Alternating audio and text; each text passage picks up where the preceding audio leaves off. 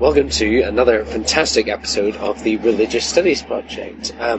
David and I are on a train at the moment back from Stockwell at Durham, and we are joined by the wonderful Rachel Hanneman. Hi, Rachel. Hi. Hooray. We do have to apologise. We promised the listeners last week that this week we'd be reporting from Durham, but we were too busy. So we're in fact, networking and recording. Yeah. But we're now on the train heading back to Edinburgh. So this is maybe I don't know how many podcasts have been recorded on the train. It might be a first. It's a first for us. Yeah. We should also apologise because we are drinking cans of Stella Artois. Yeah. Not our usual fare. Well, that's my usual fare, but I might talk a little bit about the beers that we had at we can do that Durham later on. But for now, Rachel, who have we got? This is Alex Norman on spiritual tourism. If I told you I'd just come back from my holidays in Aya Napa, what would you think? What if I said it was in Santiago de Compostella? How about Glastonbury, or Mecca for that matter? What's the difference between tourism and pilgrimage? To discuss this, we're joined today by Alex Norman, an honorary research associate and part-time lecturer at the University of Sydney. He's also the editor of the journal Literature and Aesthetics and author of Spiritual Tourism, published by Continuum.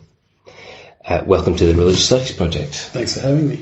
You're quite welcome. Let's talk, first of all, just in terms of simple definitions. What is the difference between pilgrimage and tourism? Well, it's funny actually. There's been this big debate about this very topic. I would argue, in the first instance, that it's an emic definition. It's a definition that travellers apply to themselves. But scholars for the last 30, 40 years have really problematized this distinction between the tourist. The tourist tends to be characterized as frivolous, somebody on holiday, somebody who's not engaged with the culture in which they're travelling, whereas the pilgrim is somebody who is engaged, who does belong to the place that they're travelling to. But the interesting thing is that when we begin to look at what people are doing and why they're travelling, and particularly what they do when they're actually on holiday, and when they're actually using their non-work, their vacation time, their free time, what we find is that in the same place, people are doing the same things for very similar reasons. And one of them we might call a pilgrim, and the other one we might call a tourist, just based on whether they call themselves Christian or Muslim or whatever. And there are some interesting problems with that. Like Mecca is unique because you can only go there if you're Muslim. But somewhere like Santiago, for example, you can get people doing the pilgrimage. I mean, doing the hard slog of thousands of kilometres of walking who are not Catholic. And so the pilgrim-tourist dichotomy is one that seems to be being rejected, and certainly one that I reject. Now, I would call all pilgrims tourists. Interesting. And are all travellers tourists? Is that a different... Well, see, I call all pilgrims tourists, just going from a kind of an economic basis, that travel tends to happen in leisure time, unless it's business travel or military travel for war. So not all travellers are tourists. Some might be explorers, some might be warriors, but some travellers are tourists. Most travellers, in fact, are tourists nowadays. Great. We'll return to the idea of leisure time later on. But you have a, I think it's a third category, if I've understood it rightly, of spiritual tourism. Maybe you could define that for us. Okay, so spiritual tourism is somewhere in between the emic definitional framework of pilgrim and tourist. In fact, in my doctorate and then in the book Spiritual Tourism, I actually went down something that I think all academics should go down this path, is drawing a Venn diagram of what it is you're trying to describe. And in that Venn diagram, I pitched spiritual tourism as something that was at the same time touristic, at the same time pilgrimage-like, but also something a little bit different.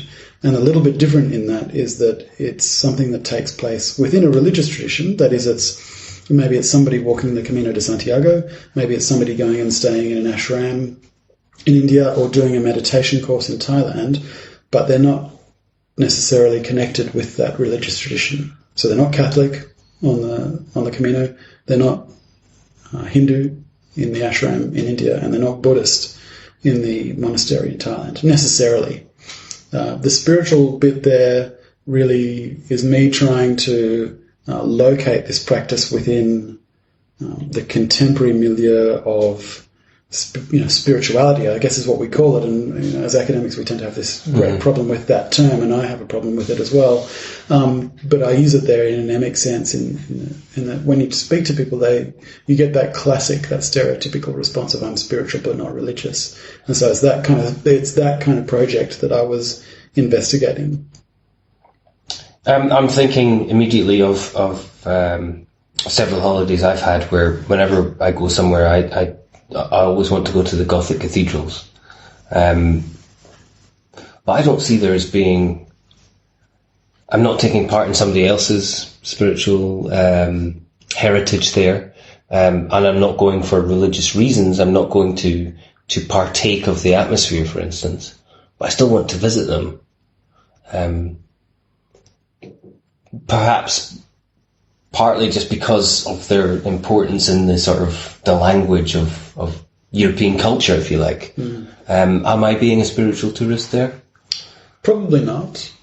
One of the things that distinguishes spiritual tourism from that kind of thing, like visiting churches in Europe is, I think, most tourists would do that, wouldn't they? I mean, when you look at the Lonely Planet Guide, the churches and the cathedrals and the temples are often first amongst the things. How could you not go to Paris and visit Notre Dame? Exactly. Yeah. But a spiritual tourist is somebody, in my book I characterise a spiritual tourist as somebody who was journeying for spiritual intent, for spiritual betterment. And that's a pretty loose term, but I would say going to Notre Dame while you're in Paris in between a baguette and a croissant is not necessarily, maybe if you're really into baguettes and croissants, it is, but it's not necessarily a spiritual project. Depends how you define spiritual, of course. Yeah. So are we talking more about your kind of Aya Napa, kind of, your clubbers who have a genuine, apparent, sort of spiritual level to what they're doing, that there is a transcendence being aimed for there? Is that more what we're talking about? Or? Yeah, I mean, one of the things that characterised the people that I interviewed in my research was their desire to change themselves. So in almost all cases, there was some issue with their home life or some issue with themselves as a person that they felt like they wanted to change. Often it occurred at a time in their life that was significant.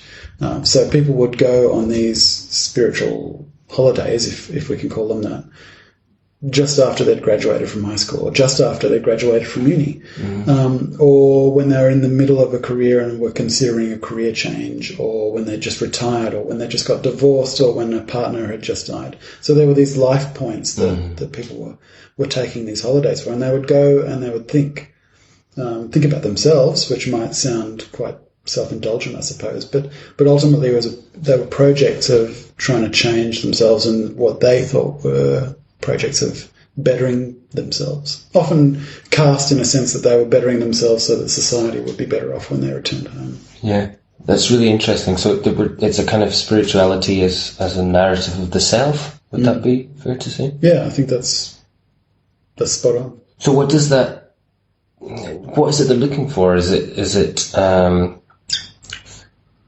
sort of authenticity, or are they looking for something?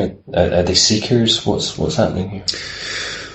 Yeah, well, it's funny you mention that word authenticity, because one of the great tourism texts, which is called The Tourist by Dean McCannell, says that in that book he says that the tourist is a modern who is in search of authenticity, because the modern has been stripped of the authentic in their daily lives. And so when we tour, when we holiday, we look for something authentic, however kind of ephemeral or transient that might be.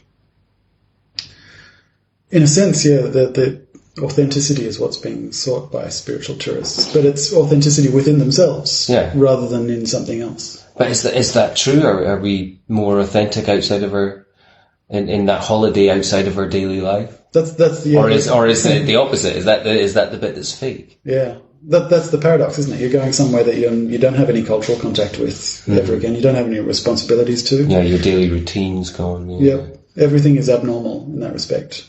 So the authenticity is constructed, I guess we might say, and that forces a lot of people to turn within themselves. And one of the classic things that you read in travel books, books that people have written about their journeys, is that journey of the self, that journey of learning or discovering who they are. I often talk about travel as holding, when you travel, it's like holding a mirror up to yourself, because you're cast out of your normal context. You're only left with yourself as the familiar object. And you have to, you get this vision of yourself that you don't usually see when you're at home, when everything is familiar and known and predictable. Billy Connolly once said, he said, people say that travel broadens the mind. I don't think it does. I think it narrows the mind. One of the great scholars. Well, indeed, yeah. Well, scholarship hasn't come around to that, but they will. It'd be great to hear a little bit more about an example of this kind of spiritual tourism writing that you're talking about, because I know you use sort of these travelogues and first-person narratives a lot in your work. It'd be great to hear a little bit more detail about one. One book or... Well, if you like, one right, or maybe you talk about the Lonely Planet guides quite a lot. That might be an interesting example, how they use these sort of spiritual language. Yeah, so the Lonely Planet is kind of fascinating because of the way that it uses difference as a selling point. What attracts you to another country is the points at which it differs from your own, and it presumes Western modernity. So when we look at, say, India, for example, the Lonely Planet guidebooks to India often talk about the way that the country can change you as a person, the way that it confronts you as a human being, that everything is there: life, death, abnormality, deformity, hope, despair, and that within all of that is this amazing religious culture. And that one of the things then, it seems that it's imperative for you to do as a Westerner travelling to India, according to the Lonely Planet guidebook, is to go and lap a bit of that up, go and stay in an ashram, or do a meditation course, or go to Varanasi and do the what's it called? Is it neti, where you put some dental floss down you suck some dental floss into your nostrils and then spit it out your mouth and dental floss your nasal passages. I know that neti means not this, not this, but beyond that, I mean, if somebody tried to put dental floss up my nose, I would be saying not this as well. Totally. So when we look at guidebooks, when we look at travel books, I mean, one of the great examples of Indian spiritual tourism in terms of travel books is a book by Sarah McDonald called Holy Cow. Sarah McDonald is a journalist with the Australian Broadcasting Corporation, and she travelled to India some years ago and kind of basically went on this cook's tour of the religions of India, trying out Zoroastrianism, Hinduism, Buddhism, looking for herself, ostensibly, if we're to believe the contents of the book. And that's really what it's about. And so when, if I can relate some stories from my field work, then, there was one young Australian guy I met who had just finished, just broken up with his girlfriend, and decided that a trip to India was a good way to kind of get over that, whatever that means, and so he came to India and went to a Vipassana meditation retreat for 3 months to think about this breakup. and then spent another couple of months travelling around the country, attending, satsang are lectures with gurus, attending satsang with a number of different gurus in the towns that he went to. Just kind of, it almost sounds like a stage play version of David Lyon's bricolage, picking and choosing, the pick and mix kind of idea. When you go to India and you look at Western tourists there, often what you see is people picking and mixing religious teachers and religious practices and philosophies and beliefs as well, and just almost kind of trying them on. Another guy I met there was a Welsh tourist, again a Vipassana meditator, but somebody who was kind of fundamentally unsatisfied with the governing philosophy of his life. Like how his question to me was, when I was interviewing him, was, how am I supposed to live my life? How should I make the choices that I ought to make in my life at home? And for him, he felt like India was a good place to go and think about that question and to try and find some answers. And while he was there, he found a guru, and he's been following that teacher ever since. I'd love you to talk a little bit more about actually how this relates to, because all of this talk about dissatisfaction with what was the phrase you used there? It was great. Dissatisfaction with the governing philosophy, and pick and mix spirituality. And it seems to me that we're talking about the baby boomer generation, the same people, and after, I suppose, and the same people for whom the sort of new age milieu appeals, and also the same people for whom air travel made tourism possible. To what degree are we just talking about a particular response to religion and society? That sort of baby boomer new agey kind of approach, that pick and mix thing. I think that's a big part of it. I just wrote a chapter for a book that I'm editing about the influence of the Theosophical Society on all of this. Their championing of the East in the West is largely responsible for a lot of this that we find in India. But that comes out of this dissatisfaction, which has, of course, much deeper and broader roots than just the Theosophical Society. It does fit very, very neatly within the same kind of frameworks that we look at the New Age, and we see it occurring at the same time. You mentioned jet travel. That's something that really took off in the late 50s and early 60s. Same kind of period that we talk about the New Age beginning. And that post-war kind of people had money again. I'm wondering how it relates to sort of colonialism and Orientalism, and that you're escaping the wartime, or maybe more so in Britain, I guess, than in Australia, but here it seems very tied to, jet travel was about escaping the mundanity of post-war Britain, but at the same time there was this growth of you're also escaping this traditional church. And that's absolutely how it is there. I mean, in my interview work, I encountered a lot of hostility, I guess, to Christianity, European Christianity, and American Christianity. And a lot of this is that desire to reconsider and to ultimately reject the West, or at least the kind of hegemonic religiosity of the West. That desire to.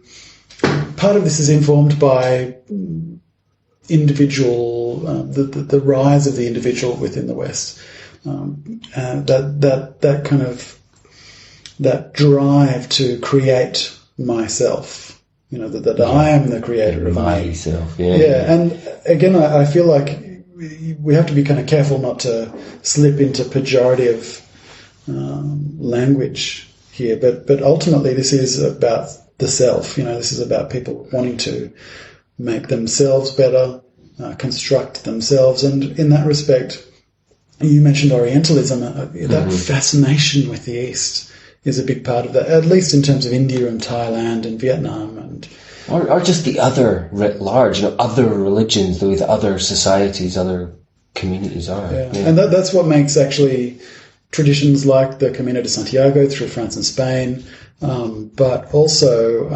Kirkpatrick in Ireland, and a whole bunch of revivified, I suppose we might say, Christian pilgrimages in Europe. Quite interesting because they function as an other. Now they occur typically in natural landscapes, which for most tourists come from cities. Often they require some kind of physical hardship. Most people live quite sedentary lives. They don't really do anything with their bodies.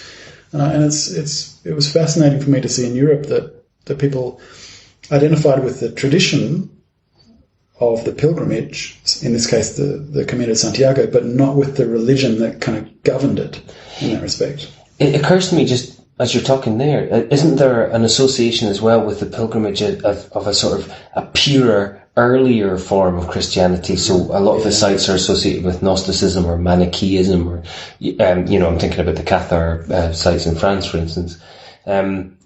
So it is still a form of Orientalism, even though it's an Orientalism within the same tradition. Yeah. That idea, I mean, this is your area, isn't it? About hidden hidden truths and conspiracies.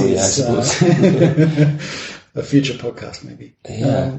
But yeah, that idea that there's something there, and with the Camino de Santiago as well, there's this idea that it predates Christianity, and that it was a pagan, Celtic pilgrimage before the Christians. You get that in Scotland with the pagans as well. There's sites in there's a couple in Aberdeenshire I'm thinking of particularly, where there are churches that are built on the sites of prehistoric Iron Age stone circles, and the pagans love this because it's reminding them again of this baby boomer idea of this essential kind of religiosity, and certain sites are just sacred. How does this relate to that idea, actually, that there's although maybe in the West, the self isn't being reflected by religion, as we've said, there's this sort of Orientalism and this interest in other religions. Are we looking at this kind of idea of a pure underlying kind of religious essence, of which the West has become corrupt, but can still be found in these ancient or Eastern religious forms? Yeah, that's definitely the emic kind of description of what's going on. That in India, and that the Orientalist picture is beautiful in India, because what's happening. I had this, in fact, said to me by one of the people I interviewed, that what was happening in India was that they didn't have the economic, the cultural, or the social capital to be able to maintain their own religious traditions. And so Western tourists, as the rich, capable people of the world at the moment, were then charged with the responsibility of going to India and maintaining the religious traditions of India, so that the underlying truths, that kind of perennial idea, was kept alive and kept known. Same kind of thing in the West with the Camino de Santiago, that underneath the Christian surface, if you will, was this tradition of. I was going to ask you about that, actually, whether or not it was it was the tourists who were keeping the site healthy rather than the the spiritual. Sorry, Chris has been sitting in the corner here. I'm just wondering how this pans out in your native Australia, where you have, let's say, a Western colonizing community with sort of local Oriental traditions existing in the same land, where people won't necessarily be tourists as such. But how do these dynamics play out there? That's a really controversial topic at the moment in Australia, actually, because we have this groundswell of sentiment to recognising the ownership of land in Australia after the white invasion in 1788. And at the same time, and often as part of that, you have this kind of identification with the various Aboriginal religious traditions and beliefs. And this sometimes comes out, particularly in what I guess would mostly be characterized as New Age kind of traditions, as appropriation. And in this case, often appropriation without any reference to or without any acknowledgement or interaction with the traditional owners of those traditions. And that creates some tension. I mean, there's a famous book, there have been a number of famous books about travel throughout Australia following songlines, for example, or people learning from Aboriginal elders the secrets of their tribe.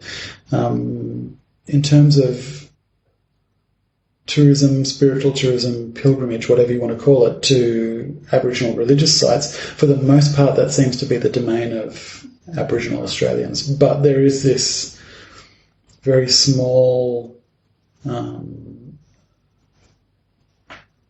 tendency to appropriation by some white, even Australian tourists that does occur, particularly at places like Uluru and close to the capital cities, Sydney and Melbourne and Brisbane. I mean, it's a difficult one because it asks, for us as scholars, it asks questions about who owns a religious tradition, who has the right to the cultural baggage that goes with that. How much of it should, if somebody is walking the Camino de Santiago, how much should they acknowledge the traditional owners of that pilgrimage, the Catholic Church and whoever came before it or not? Should the same thing happen in Australia? And this is unknown at the moment. And there's none of the same kind of infrastructure around it. That's one of the key differences, is that whereas in Europe and in India there's this great infrastructure around all of the religiosity, in Australia there's almost no infrastructure around it. I think the Australian case is very interesting, though, in that it begs the question about what we define as being a religious practice or artefact. If I go to Australia and I bring home a boomerang, I'm probably not a spiritual practitioner, but if you go to, maybe the case of going to the Gothic cathedrals is one thing. If you go to India and you start meditating, there has to be a line drawn somewhere between what we define as a religious practice and what we don't. I mean, for instance, meditation is an interesting one. Maybe not so much in India, but certainly in Japan and China. I know a lot of people are trying to remove meditation as a religious practice because it has a very practical application that we can prove through science that it affects your brain. So, I mean, why is that religious and not cultural? Whereas if you went to Scotland and brought back bagpipes, nobody would describe that as a spiritual thing. Yeah. Yet it's as much a part of culture and cultural practice, for instance. Yeah, the thing that's sticking in my head there is the dichotomy, but as soon as something can be scientifically proven, it's out of the religious and into something else, isn't that the eternal debate? Well, so yoga then, I mean, yoga is a good example there, and I mean, that's somewhere in the middle. Yeah, and yoga can be used absolutely non-religiously, it can just be used as like stretching or strength exercise. But are people in India using it religiously or not is the point. I mean, it problematizes the boundary. I'm not saying there's an answer one way or another, but it certainly... As in, well, this is one of the fascinating things about Orientalism, isn't it? That what happened when the West looked to India in the East for its spiritual enlightenment was that it brought back to the West this picture of the East, which then people in the East brought back to the East. And so there's this weird situation in India and in some other countries where beliefs and practices and kind of cultural ideas about the self, the identity, are informed by Western Orientalist ideas that in some ways are quite foreign or abstracted in a weird way. And so, we can certainly find people in India practicing yoga just for the kind of health benefits of it, without any of Patanjali's ideas about becoming a yogi. you know, with all of the superpowers that come with that, the ability to levitate and control the environment around you. And whether they understand themselves as religious and whether we understand them as religious is, of course, a question that's probably too large to get into today. Rather, I'd like to leave you with one very seasonal, topical question, which is that we're coming up for Christmas, which is, of course, the biggest of the secular festivals here, certainly in Britain. I presume it's the same in most places.